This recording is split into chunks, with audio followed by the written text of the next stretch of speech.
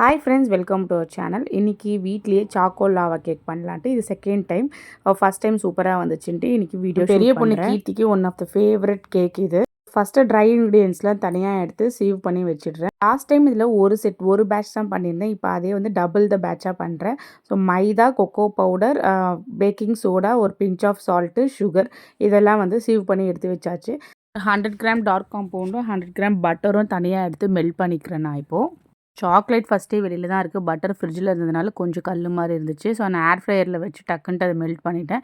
இன்னும் கொஞ்சம் டார்க் சாக்லேட்டை குட்டி குட்டியாக கட் பண்ணி வச்சாச்சு. இப்போ ட்ரை இன்க்ரீடியண்ட்டோட நம்மளோட வெட்டை வந்து மிக்ஸ் பண்ணணும்.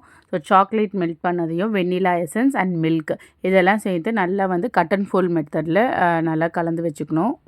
இன்கேஸ் பசங்க இருந்தாங்கன்னா அந்த கிண்ணத்தை வந்து சாக்லேட் மெல்ட் பண்ண கிண்ணத்தை வந்து அப்படியே வாங்கிட்டு போயிட்டுருப்பாங்க. இன்றைக்கி அவங்க ஸ்கூலுக்கு அனுப்புனதுனால நான் ஃப்ரீயாக அந்த சாக்லேட்டில் மில்க் ஆட் பண்ணி மிக்ஸ் பண்ணி ஊற்றிட்டேன். கட் அண்ட் ஃபோல்ட் மெத்தடில் மட்டும் தான் யூஸ் பண்ணி பண்ணணும், ஓவர் மிக்ஸ் பண்ணக்கூடாது. ஸோ நான் வந்து பேக்கிங் கப் இந்த டேரெக்டு பேப்பர் கப் மாதிரி இருக்கும் பார்த்தீங்களா, அதுலேயே நான் வந்து ஊற்ற போகிறேன். ஸோ ஒரு மாதிரி லைட்டாக கொஞ்சம் திக்காக தான் இருக்கணும், லைட்டாக வந்து ஃப்ளோயிங் கன்சிஸ்டன்சி மாதிரி இருக்கணும். கட் பண்ணி வச்சுருக்கிற அப்படியே அந்த டார்க் சாக்லேட்டையும் உள்ளே இன்சர்ட் பண்ணிட்டேன். பட் நான் இதில் என்ன மிஸ்டேக் பண்ணால் ஃபுல்லாகவே அதை டிப் பண்ணி க்ளோஸ் பண்ணலை. பேட்டர் வந்து நான் நிறைய இது பண்ணி ஊற்றிட்டதுனால எனக்கு மேலே க்ளோஸ் பண்ணுறதுக்கு இல்லை. நம்ம வந்து ஓடிஜியில் வந்து 10 மினிட்ஸ் ப்ரீ ஹீட் பண்ணதில் ஒரு 10 மினிட்ஸ் வந்து பேக் பண்ணேன். பாருங்க 10 மினிட்ஸ்லேயே நல்லா மேலே எழும்பி வந்துடுச்சு.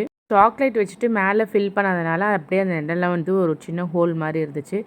ஃபஸ்ட்டு என் ஹஸ்பண்டுக்கு எடுத்துகிட்டு போய் கொடுத்தேன். அவர் எப்படி சாப்பிட்டு எப்படி இருக்குன்னு சொல்கிறாருன்னு. பேக்கிங் கற்றுக்கிட்டதே வந்து பார்த்துக்கிட்டிங்கன்னா ப்ரியாரிட்டியாக என் ஹஸ்பண்ட்க்கும் என்னோடய பெரிய பொண்ணுக்கும் வந்து நான் வீட்லேயே செஞ்சு கொடுக்கணும். கடையில் வந்து நிறைய கலர்ஸு இன்க்ரீடியன்ஸ்லாம் வந்து தேவையில்லாததெல்லாம் போடுறாங்க அப்படின்றதுனால தான். ஸோ பசங்க வந்து வேன் விட்டு வரும்போதே அவங்களுக்கு தெரிஞ்சிடும் நான் பேக் பண்ணுறேன் அப்படின்ட்டு. உள்ளே நேராக கிச்சனுக்குள்ளே தான் என்ட்ரு ஆவாங்க. ஸோ அவங்களும் ஹாப்பி ஆகிட்டாங்க. தேங்க்ஸ் ஃபார் வாட்சிங். பாய்.